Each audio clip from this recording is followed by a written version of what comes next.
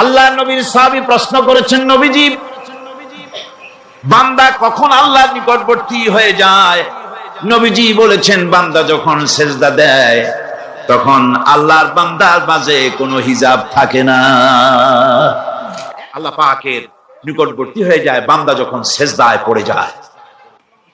ইসলামের মূল দাওয়াতটা হলো ফিতরাত অনুযায়ী দাওয়াত দেওয়া হয়েছে, মানুষ যেন মাথা নত করে, গোলামি করে।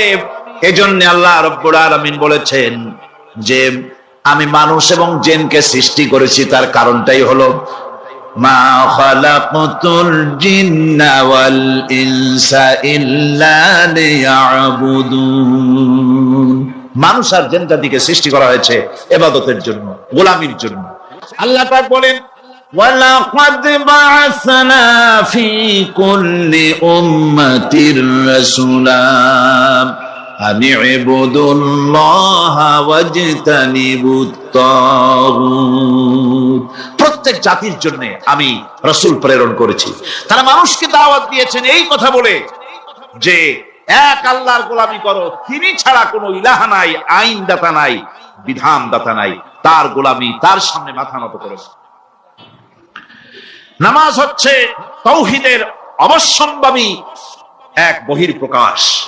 তাওহীদের জন্য তাওহীদবাদী মানুষ যারা, তাদেরকে নামাজ আদায় করতেই হবে। আকীদা বিশ্বাসের দিক থেকে তাওহীদ যদি হয় পুরা দ্বীনের মূল উৎস, তাহলে আমলের দিক থেকে নামাজ হচ্ছে পুরা দ্বীনের মূল ভিত্তি। নামাজ হচ্ছে আমলের মূল ভিত্তি, এর বাস্তবায়ন ছাড়া দ্বীন পূর্ণ হয় না। নামাজ মুমিনের কেবলমাত্র একটি উত্তম আমলই নয়, বরং নামাজ হচ্ছে ঈমানের মূল ভিত্তি। যার কাছে নামাজ নাই তার কাছে কিছুই নেই। রাসূল করিম সাল্লাল্লাহু আলাইহি ওয়াসাল্লাম বলেছেন যে নামাজ যে ব্যক্তি পড়ে না, আল্লাহ পাকের সাথে তার কোনো সম্পর্ক বাকি থাকে না। কোরআনে কারীম বলছি, মুনিবিনা ইলাইহি ওয়াত্তাকুহু ওয়া আকিমুস সালাতা ওয়া লা তাকুনু মিনাল মুশরিকিন। তোমরা আল্লাহর দিকে রুজু হয়ে যাও এবং তাকে ভয় করে অন্যায় কাজ থেকে বিরত থাকো, আর নামাজ কায়েম করো, মুশরিকদের অন্তর্ভুক্ত হয়ে যেও না। নামাজ কায়েম করা, নামাজের আদেশ কোরআনে কারীমের মধ্যে আল্লাহ পাক বহু জায়গায় করেছেন। ঈমানের পর নামাজই হচ্ছে সবচেয়ে বড় জরুরি। একজন মানুষ ঈমান আনলো, ঈমান আনার সাথে সাথে তার প্রথম কাজ কি বলুন? বলেন, প্রথম কাজ কি? ফজরের নামাজের আগে একজন ইসলাম কবুল করলেন, তার প্রথম দায়িত্ব নামাজকে আদায় করে দেওয়া, ফজরের নামাজ পড়া। যোহরের আগে কেউ ঈমান আনলো, তার প্রথম দায়িত্ব যোহরের নামাজ আদায় করা। আসরের নামাজের আগে ঈমান এনেছে, তার প্রথম দায়িত্ব হলো আসরের নামাজ আদায় করা। তার মানে হলো ঈমান আনার পর একজন ঈমানদারের প্রথম দায়িত্ব হচ্ছে নামাজ। গুরুত্বপূর্ণ বিষয়, খুব ভালো করে শুনতে হবে, ইয়াদ রাখতে হবে প্রত্যেকটি মুসলমানের। এই নামাজ কি জিনিস, কেমনে আদায় করতে হবে, আদায় না করলে কি হবে, গুরুত্বপূর্ণ এই কথাগুলি প্রত্যেকের স্মরণ রাখতে হবে। কিয়ামতের দিন মানুষ যে জাহান্নামে যাবে, জাহান্নামের জন্য, জাহান্নামে যে সব কারণে যাবে তার মধ্যে বড় কারণ, কালকে বলেছিলাম, দেখি মনে আছে নাকি, বড় কারণ কয়টা? কয়টা? আলহামদুলিল্লাহ মনে আছে। আল্লাহ রাব্বুল আলামিন বলেন, ইয়াতাসাআলুনা আনিল মুজরিমিন। কিয়ামতের দিন অপরাধীদেরকে জিজ্ঞেস করা হবে, মা সালাকাকুম ফি সাকার, জাহান্নামে কেন আসছো? জবাবে তারা বলবে, ক্বালু লাম নাকু মিনাল মুসাল্লিনা ওয়া লাম নাকু নুতঈমুল মিসকিন। নামাজ পড়ি নাই, আর এতিম মিসকিনদের খেতে দেই নাই, এই কারণেই জাহান্নামে এসেছি। নাউযুবিল্লাহ। নামাজ যারা পড়বে না জাহান্নামে যেতে হবে। কোথায় যেতে হবে? আকীদাগত দিক থেকে ঈমান হলো তাওহীদের স্বীকৃতি, আর আমলের দিক থেকে নামাজ হচ্ছে তাওহীদের বহির্প্রকাশ। আপনি মুসলমান তা প্রমাণ হবে নামাজ দিয়ে। নামাজহীন ঈমানের দাবি মূল্যহীন। যার নামাজ নাই তার ঈমানের দাবি করার কোনো মূল্যই নেই। অনেক এরকম কথা বলে, হুজুর আমি মানুষটা নিতাম তো খারাপ না, যাই মনে করেন। গ্রামে রাস্তা বানাইছি, ব্রিজ করে দিয়েছি, কালভার্ট করেছি, এতিম মিসকিনদের তাও মাঝে মধ্যে খাবার দেই, বিধবারে কাপড় চোপড় দেই। মানুষটা আমি নিতাম তো খারাপ না, তবে এই মাঝে মধ্যে একটু নামাজ পড়ি না, তাতে কি আমার ইমান নষ্ট হয়েছে নাকি? আমি বলি ভাই ইমানই তো নাই, নষ্ট হবে কি? ইমান থাকলে না নষ্ট হবে? ইমান নাই। সুতরাং একজন মুসলমান যদি নামাজ না পড়ে নিজেকে মুসলমান বলে দাবি করার কোন হক তার না, দাবি করার অধিকার না। নামাজ হচ্ছে জিন্দেগি, নামাজটাই মূলত জিন্দেগি। নামাজটা কি? জিন্দেগি। আল্লাহ রাব্বুল আলামিন শেখাচ্ছেন, কুল ইন্না সালাতি ওয়া নুসুকি ওয়া মাহইয়ায়া ওয়া মামাতি লিল্লাহি রাব্বিল আলামিন। মুহাব্বতের সাথে সবাই পড়েন, কুল ইন্না সালাতি ওয়া নুসুকি ওয়া মাহইয়ায়া ওয়া মামাতি লিল্লাহি রাব্বিল আলামিন। বলো আমার নামাজ, বলো আমার নামাজ, আমার কোরবানি, আমার হায়াত, আমার মত সবকিছুই আল্লাহ রব্বুল আলামিনের জন্য নিবেদিত। আমার বেঁচে থাকা, আমার মরে যাওয়া সব আল্লাহর জন্য। সে আল্লাহ রব্বুল আলামিন, তার জন্য সবকিছু নিবেদিত করতে হবে। আল্লাহ পাকের গোলাম আমাদের বানিয়েছেন, আল্লাহ আমাদের গোলামি করা লাগবে। আর গোলামির নমুনা যাকাত দিয়া, হজ দিয়া, দান দিয়া, সদকা দিয়া, কোন জিনিস দিয়ে নামাজের মতো গোলামির উৎকৃষ্ট প্রমাণ বা নমুনা আর কিছুতে নাই। আমি যে গোলাম তার উৎকৃষ্ট প্রমাণ হচ্ছে নামাজ। নামাজেই একটা মানুষ গোলামির অনুভূতিতে তাকে নিয়ে যায়। বাদশাহ হোক, মন্ত্রী হোক, পীর হোক, মওলানা হোক, মুহাদ্দিস হোক, বড় লোক হোক, গরিব হোক, পুরুষ হোক, নারী হোক, যাই হোক, নামাজে দাঁড়াইলো, একেবারে কান্দারে ধরিয়া কানের কাছে হাত দিয়া, হাত দুটো বাঁধিয়া মাথা নিচের দিকে দিয়ে দাঁড়ায় গেল। কিসের মতো? আসামির মতো, গোলামের মতো। সুবহানাল্লাহ।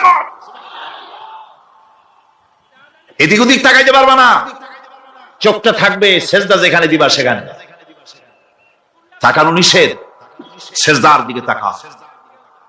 এরপরে যখন রুকুতে গেলেন, গোলামির নমুনা হয়ে গেল। গোলামের এরকম মাথা নিচু করে থাকতে হয় প্রভুর সামনে। গেলেন রাজা, বাদশা, বড় লোক, সব অহংকার চূর্ণ হয়ে গেল। নাক আর কপাল দিয়া আমার মাবুদের দরবারে মাথাটা লাগাই দিলাম জমিনের উপরে। সুবহানাল্লাহ। আমি আমার ভাষায় বলি, আমি আমার ভাষায় কথাটা এভাবে বলি, এই জমিনটা যদি কাগজ হয় আর আমার নাকটার কপালটা যদি কলম হয়, তাহলে আমি যে গোলাম দৈনিক 5 বার আমার নাক আর কপাল দিয়া জমিন নামক কাগজের উপরে, দাস খতের উপরে দৈনিক 5 বার নাক আর কপাল দিয়া সই করে দেই, আল্লাহ আমি তোমার গোলাম আর কারো গোলাম নই, আমি একমাত্র তোমার গোলাম। ঘুমের থেকে উঠে সেজদা দিয়ে বলি, দুপুরের সময় কাজ ফালাইয়া আর একবার বলি, বিকেল আসার আগে আসরে আর একবার বলি, দিন যখন শেষ হয় আর একবার বলি, রাতে যখন শুতে যাই আর একবার সেজদা দিয়া ঘোষণা করি, মাবুদ আমি তোমার গোলাম। সুবহানাল্লাহ। নামাজ হচ্ছে ইসলামের গণ্ডির মধ্যে প্রবেশের প্রমাণ। কোরআনে কারীম বলছে, ফাইন তাবু ওয়া আকামুস সালাতা ওয়া আতাউজ যাকাতা ফাইখওয়ানুকুম ফিদ্দীন। সূরা তওবা এসেছে। তারা যদি তওবা করে আর নামাজ কায়েম করে, যাকাত যদি আদায় করে, তাহলে এখন তোমাদের সে দ্বীনি ভাই, এখন ভাই হয়ে গেল। একটু আগে ছিল কাফের, মুশরিক, এখন তোমার দ্বীনি ভাই। দ্বীনের গণ্ডির মধ্যে প্রবেশ করা, কলেমা পড়ার সাথে সাথেই নামাজ। নামাজ হচ্ছে দ্বীনের প্রধান গেট, দ্বীনের প্রধান তোরণ। দ্বীনের মধ্যে প্রবেশ করার জন্য এই গেট দিয়ে প্রবেশ করতে হবে। সুতরাং এই নামাজের এতই গুরুত্ব দেওয়া হয়েছে। ইসলাম যদি ক্ষমতায় আসে, আল্লাহ যেন এনে দেন, জোরে কোন আমিন। ইসলাম যদি ক্ষমতায় এসে যায়, রব্বুল আলামিন তাফসীরের মাহফিল, কোরআন সামনে নিয়ে আশা করে তোমার দরবারে দোয়া করি, এই বিশাল জনসমুদ্রের দোয়া কবুল করো মাবুদ গো, এই বাংলাদেশকে ইসলামের দেশ বানাইয়া দাও।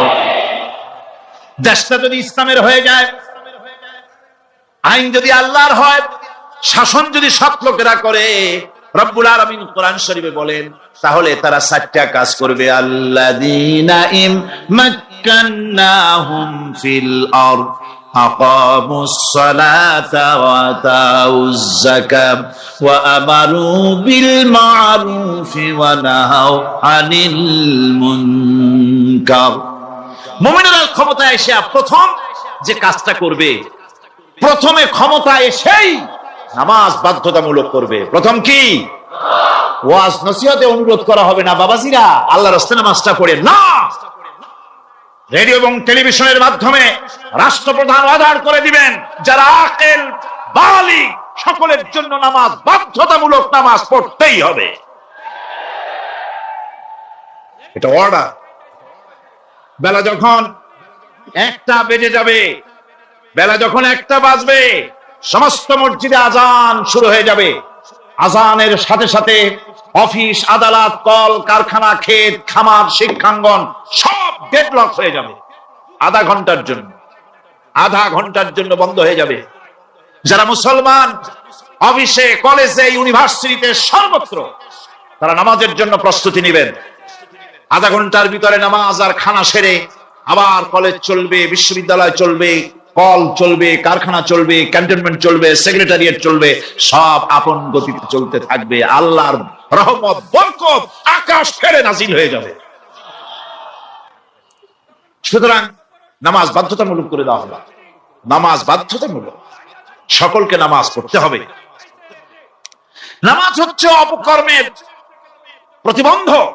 নামাজ পড়লে অন্যায় কাজ থেকে বাঁচার পর, অন্যায় থেকে বাঁচাই কিসে? নামাজ। আল্লাহ রাব্বুল আলামিন বলেন, উতলু মা উহিয়া ইলাইকা মিনাল কিতাবি ওয়া আকিমিস সালাম ইন্নাস সালাতা তানহা আনিল ফাহশাই ওয়াল মুনকার। হে নবী, এই কিতাব তেলাওয়াত করো, যা তোমার প্রতি অবতীর্ণ করা হয়েছে, এই কিতাব তেলাওয়াত করো আর নামাজকে প্রতিষ্ঠা করো। নিঃসন্দেহে নামাজ মানুষকে পাপাচার থেকে বাঁচায়া দেয়। অশ্লীলতা, পাপাচার থেকে মানুষকে বাঁচায় কে? জোরে চিল্লায় কোন কে? নামাজ। এই নামাজ মানুষকে অন্যায় কাজ থেকে বাঁচায় দেয়। নামাজ যে মানুষকে অন্যায় কাজ থেকে বাঁচায়, কেমনে বাঁচায়? আমরা যে নামাজ পড়ি, এই নামাজে তো আমাদেরকে অন্যায় কাজ থেকে বাঁচাইতে পারে না। নামাজি বহুত মানুষ আছে অন্যায় করে, করে কিনা? করে না? করে না? করে।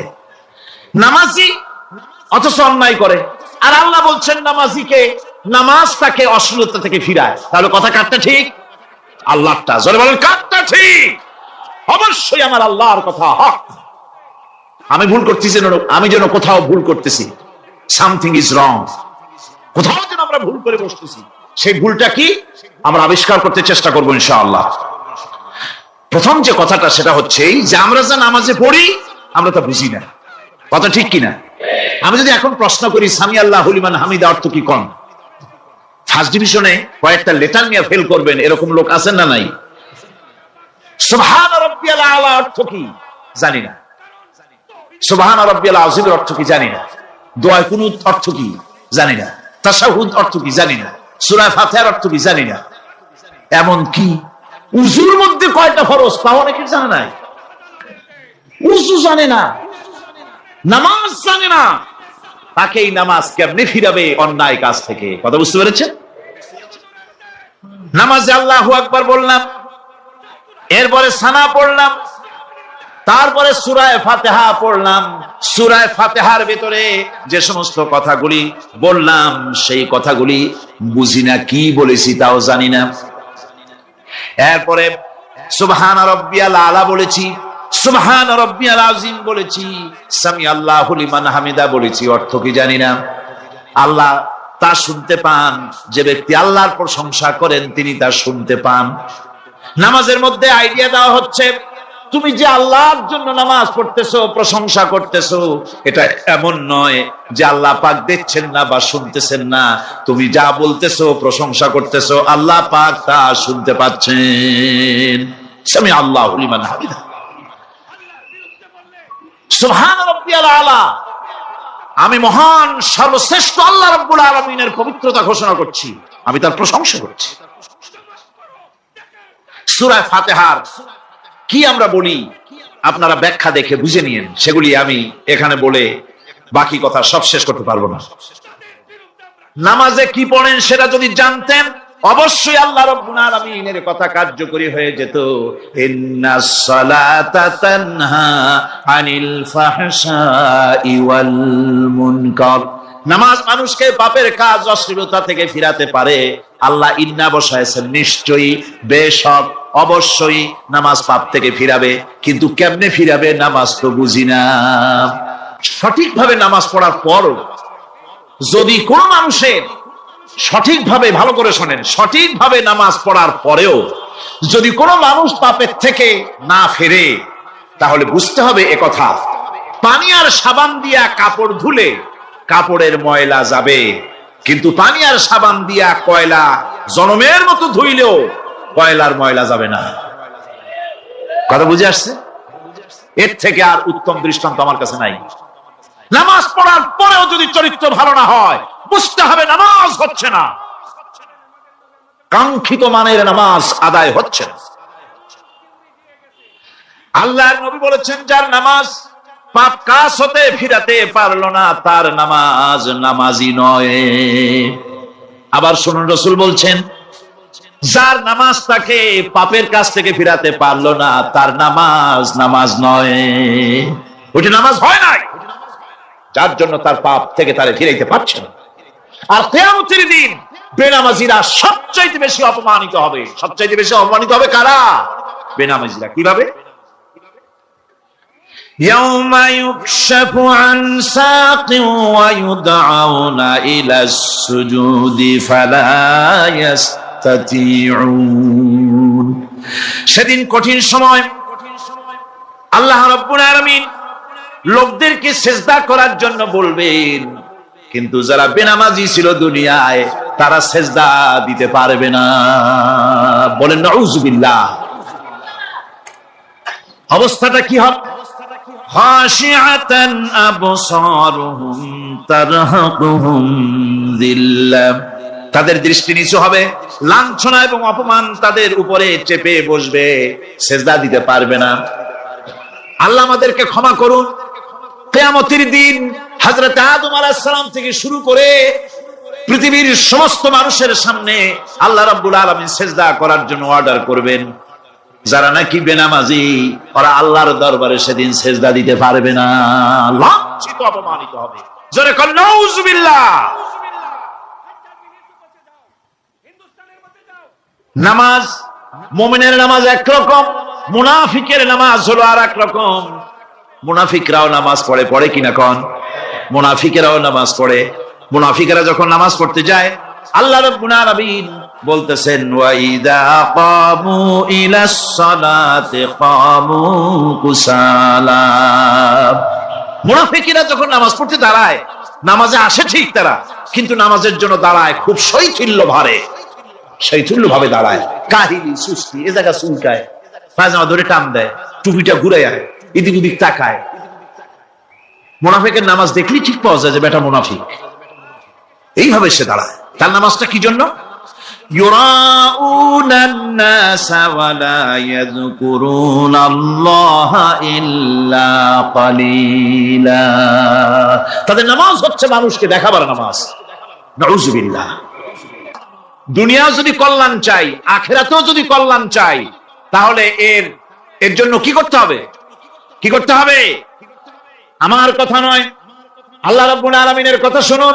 রব্বুল আলামিন বলেন ক্বাদ আফলাহাল মুমিনুন আল্লাযীনা হুম ফি সালাতিহিম খাশিউন ওয়াল্লাযীনা হুম লিয-যাকাতি ফাঈলুন ওয়াল্লাযীনা হুম লিফুরুজিহিম হাফিজুন। নিশ্চিতভাবে সেই সব মুমিন কল্যাণ লাভ করবে, নিশ্চিতভাবে। তারা হচ্ছে ওই সব লোক যারা নিজেদের নামাজ ভীতি মিশ্রিত বিনয় ভাবে, ভীতি মিশ্রিত অবস্থায় বিনয়ের সাথে যারা নামাজ আদায় করে, যারা বেহুদা কাজ থেকে বিরত থাকে, যারা যাকাতের পন্থায় কর্মতৎপর হয়, আর যারা নিজের লজ্জাস্থানকে হেফাজত করে।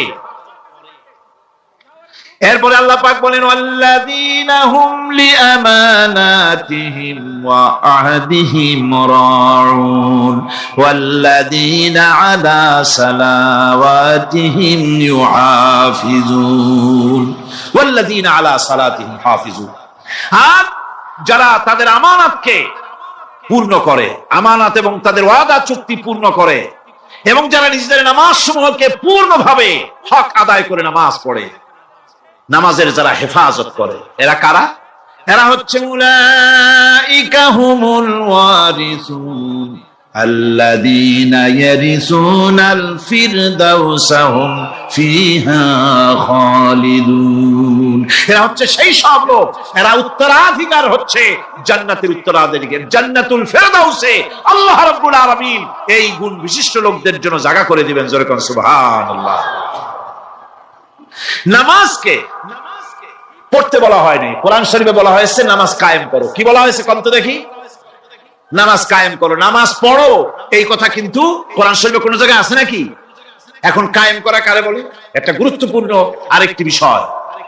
নামাজ কায়েম করতে বলা হয়েছে। কায়েম কি? কায়েমটা হচ্ছে দৃষ্টান্ত স্বরূপ বলা যায় যে জিনিসটা সমাজে প্রতিষ্ঠিত আছে ওইটারে বলে কায়েম হওয়া, আর যেটা প্রতিষ্ঠিত নাই ওটা কায়েম নাই।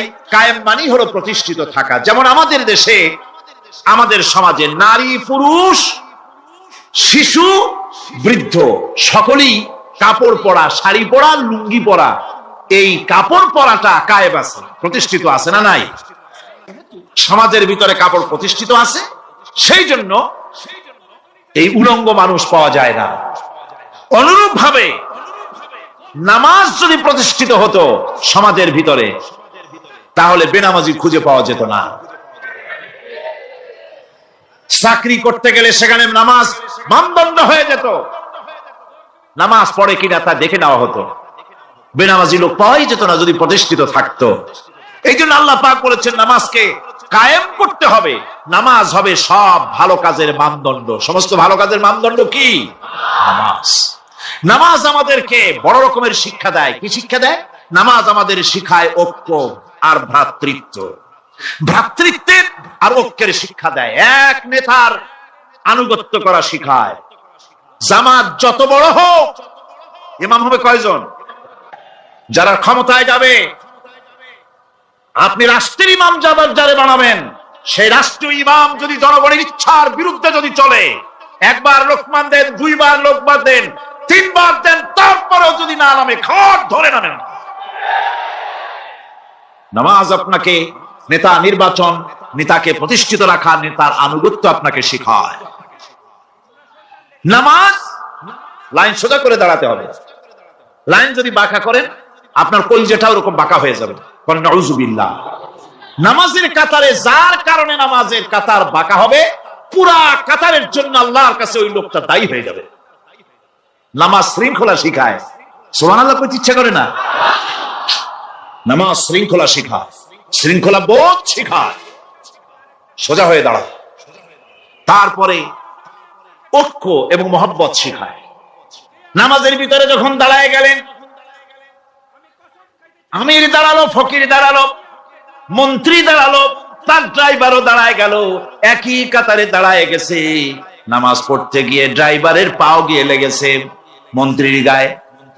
নামাজ শেষ হওয়ার পর মন্ত্রীর বাবার ক্ষমতা নাই এ কথা বলার যে বেটা ড্রাইভার সলিমুদ্দি, তোর পাও লেগেছে আমার পায়ে, তোর চাকরি সুদ্ধা দোজকে পাঠায় দেব। পারবে বলতে? পারবে না। মিয়া মন্ত্রী সাহেব, এটা তোমার সেক্রেটারিয়েট না, এটা আল্লাহর ঘর। এটা কার ঘর? وَلَقَدْ خَلَقْنَا الْإِنسَانَ وَنَعْلَمُ مَا تُوَسْوِسُ بِهِ نَفْسُهُ وَنَحْنُ أَقْرَبُ إِلَيْهِ مِنْ حَبْلِ الْوَرِيدِ। মানুষ সৃষ্টি করেছি আমি, তার অন্তঃকরণে কি চিন্তা হয়, কি কল্পনা হয় তাও জানি আমি। আর আমি আমার বান্দার যেই সাহারাগের উপরে মাথাটা খাড়া আছে, এই রোগের চাইতেও আমি বান্দার বেশি নিকটে। আল্লাহ পাক গোপন রাখেন নাই, বলে দিচ্ছেন আমি কিন্তু এখানে আছি। সুবহানাল্লাহ। আচ্ছা বলেন তো আল্লাহ কোথায় আছেন? এটি একটি মুশকিলের প্রশ্ন। সাধারণত লোকেরা বলে আল্লাহ সব জায়গায় আছে। এই কথা, এই জবাব সঠিক নয়। আকীদা সাফ হতে হবে। আল্লাহ সব জায়গায় আছে এই কথা সঠিক নয়। যদি আল্লাহ সব জায়গায় থাকেন তাহলে দুনিয়ার সব জায়গা ভালো না, কিছু কিছু খারাপ আছে। তাহলে খারাপ জায়গাও থাকতে হয়। নাউযুবিল্লাহ বলেন। আল্লাহ কোথায় আছে এই প্রশ্ন আল্লাহরই করি। সওয়ালে মুকাদ্দারের জবাব, পৃথিবীর মানুষ আল্লাহকে প্রশ্ন করবে তুমি কোথায় আছো। রব্বুল আলামিন প্রশ্ন করার আগে জবাব দিয়ে দিয়েছেন, আর রাহমানু আলাল আরশি ইস্তাওয়া। আল্লাহ পাক আরশে আজিমে আছেন। কোথায় আছেন বলে? এক আঙ্গুল আকাশের দিকে উঁচু করে বলেন আল্লাহ কোথায় আছেন? আরশে আজিমে আছেন। সুবহানাল্লাহ। তবে আরশে আজিমে আছেন যে অবস্থা এমন নয় যে তিনি সাংঘাতিক রকমের কুয়াশার কারণে বাংলাদেশে কি হইতেছে তা দেখতে পান না। সে আল্লাহ রাব্বুল আলামিন সব কথা পরিষ্কার করে বলেছেন আমি তোমার ঘাড়ের কাছে। তার মানে আল্লাহর ইলম, তার নজর, তার সামা এবং তার বসর, তার দেখা, তার শোনা, তার ইলম সবটা আমাকে ঘিরে আছে, আমি তার বাইরে নাই। আল্লাহ মানুষকে সতর্ক করতেছেন, মা ইয়ালফিযু মিন কাওলিন ইল্লা লাদাইহি রাকীবুন আতীদ। মানুষ এমন কোন কথা বলে না যা আমার ফেরেশতারা রেকর্ড করে না রাখে। যা করো তাও লেখা হয়, যা বলো তাও লেখা হয়ে যায়। আল্লাহ রাব্বুল আলামিন কোরআনে কারীমের মধ্যে বলেছেন, আল্লাযী খালাকাল মাউতা ওয়াল হায়াতা লিয়াবলুয়াকুম আইয়ুকুম আহসানু আমালা। আমি পরীক্ষার জন্য এই জীবন দিয়েছি, তোমাদেরকে পরীক্ষা হবে। এই পরীক্ষা জীবন আর মৃত্যু দুটি জিনিস দিয়েছি পরীক্ষা করার জন্য। এই পরীক্ষার জন্য তোমরা পাস করতে পারো। পরীক্ষা আসছে, এখন প্রশ্নপত্র সব ফাঁস করে দেওয়া হয়েছে। প্রশ্নগুলি সঠিকভাবে আদায় করুন, প্রশ্নগুলি পড়ুন এবং জীবনটাকে সেইভাবে গড়ুন। নামাজটা সহি করে আদায় করুন। বহু মুসলমান আছে নামাজই পড়ে না, নামাজ পড়তে জানেও না। নবী করিম সাল্লাল্লাহু আলাইহি ওয়াসাল্লাম বলেছেন, সাল্লু কামা রাআইতুমুনি উসাল্লি। নামাজ পড়ো সেইভাবে যেভাবে আমাকে তোমরা পড়তে দেখো। সুবহানাল্লাহ। আর রাসূলুল্লাহ কেমনে নামাজ পড়তেন? এটা বর্তমান বিশ্বের শ্রেষ্ঠ হাদিস বিশারদ আল্লামা নাসিরউদ্দিন আলবানী তিনি ইন্তেকাল করেছেন। আল্লাহ পাক তাকে জান্নাতুল ফেরদাউসের মেহমান বানায় নি, বলেন আমিন। তার লেখা বই আছে রাসূলুল্লাহ সাল্লাল্লাহু আলাইহি ওয়াসাল্লামের নামাজ। বইয়ের নাম রাসূলুল্লাহ সাল্লাল্লাহু আলাইহি ওয়াসাল্লামের নামাজ। ছোট্ট একটা বই। এই বইটা আপনারা কিনবেন। এই বইটা যেভাবে লেখা আছে নামাজ সেইভাবে পড়বেন। নামাজ রাসূল করিম ঠিক যেভাবে পড়েছেন ওইভাবেই লেখা আছে। আপনি আন্দাজে পড়লে হবে না, টুকুর টাকুর করে কয়েকটা সেজদা দিলেই হবে না। তা দিলে আর কান একটা সেজদা থেকে আরেকটা সেজদার মাঝখানে সময় দিতে হবে, রুকু থেকে দাঁড়ায় সময় দিতে হবে, ধীরে ধীরে নামাজ পড়তে হবে। অথচ আমরা নামাজ পড়ি সব থেকে ব্যস্ততার সাথে, দ্রুত, রকেট সার্ভিস। কোরআন শরীফের ভিতরে নামাজের গুরুত্ব সর্বাধিক দেওয়া হয়েছে। নামাজের কথা কয়বার বলা হয়েছে? ৮২ বার। ৮২ বার আল্লাহ পাক বলেছেন নামাজ আদায় করো। ৮২ বার বলেছেন।